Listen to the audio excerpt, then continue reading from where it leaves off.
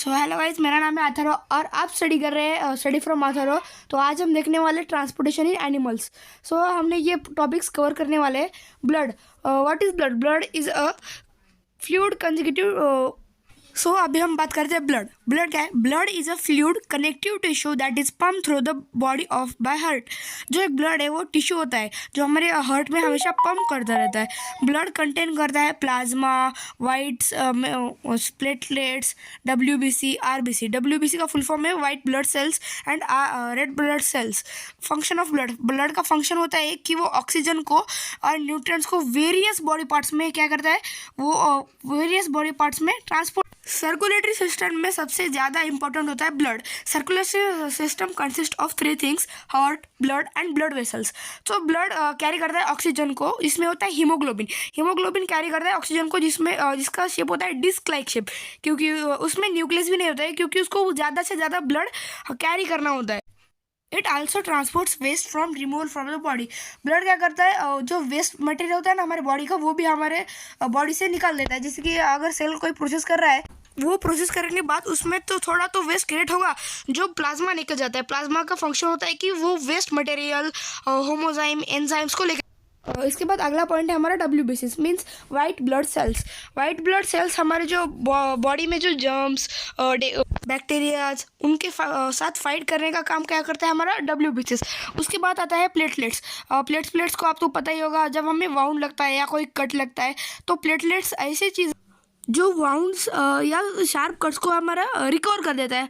हम देखते होंगे कि कई दिनों के बाद वाउंड लगने के बाद वो रिकवर हो जाता है। वो उसका पीछे का रीज़न है प्लेटलेट्स। यह सब होते हैं ब्लड के कंपोनेंट्स। अभी हम देखते हैं हार्ट।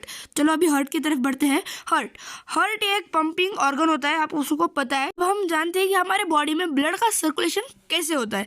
चलो स्टार्ट करते हैं। पहले आपको मैं स्टार्टिंग से ऊपर से नीचे तक बता। सो पहले देखते हैं वेना कावा। वेना कावा में 2 पार्ट होते हैं, इंफीरियर वेना कावा और superior vena cava. Superior vena cava जो हमारे अपर बॉडी से डीऑक्सीजनेटेड ब्लड कलेक्ट करता है और देता है राइट आर्टियम में।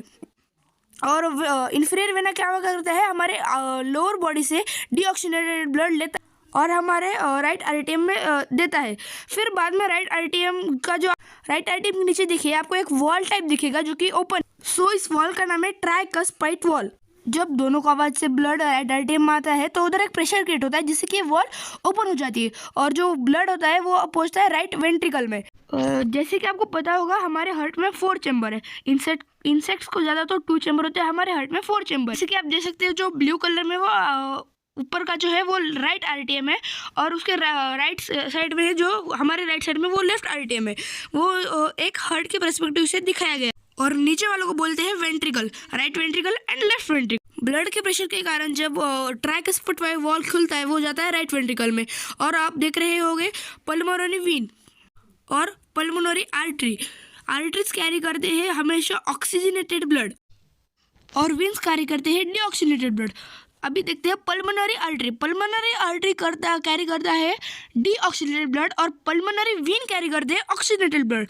पल्मोनरी होने के बाद उनका अपोजिट हो जाता है। अभी जो ब्लड हमारे राइट वेंट्रिकल में है उसको लेके जाता है पल्मोनरी आर्टरी, किधर लेके जाता है, लंग्स में लेके जाता है। उधर लंग्स में पहुंचने के बाद ब्लड का सर्कुलेशन होता है, मीन्स उसका फिल्ट्रेशन होता है। ब्लड का डीऑक्सीजन के साथ ऑक्सीजनेटेड हो जाता है और डीऑक्सीजनेटेड चला जाता है। वहाँ के एल्वेओली का उधर चेंज ऑफ गैसेस होती है। फिर वो ब्लड ऑक्सीजनेटेड हो गया अभी लंग्स में जाके।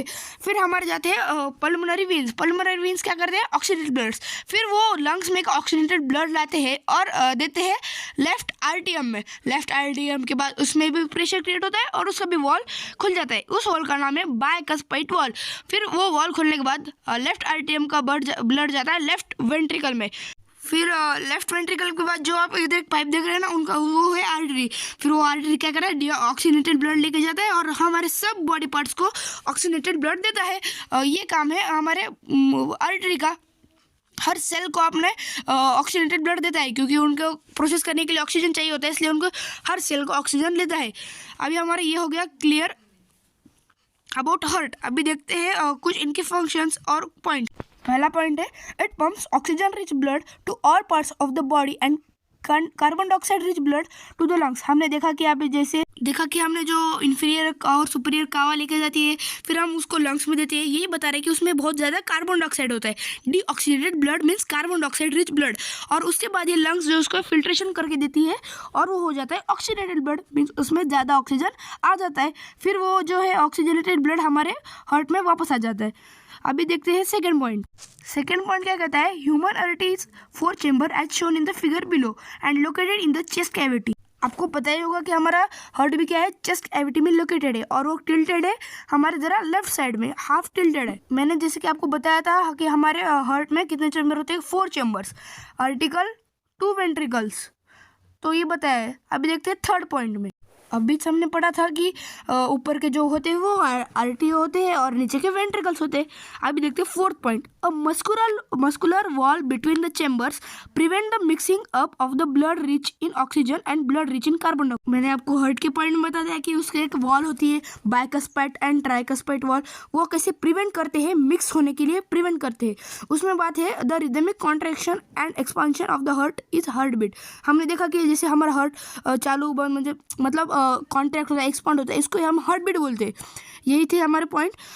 अगर आपको ये वीडियो बहुत ही अच्छा लगा तो लाइक, सब्सक्राइब, शेयर कर देना। तो मिलती है ऐसी अगले वीडियो में, तब तक के लिए गुड बाय।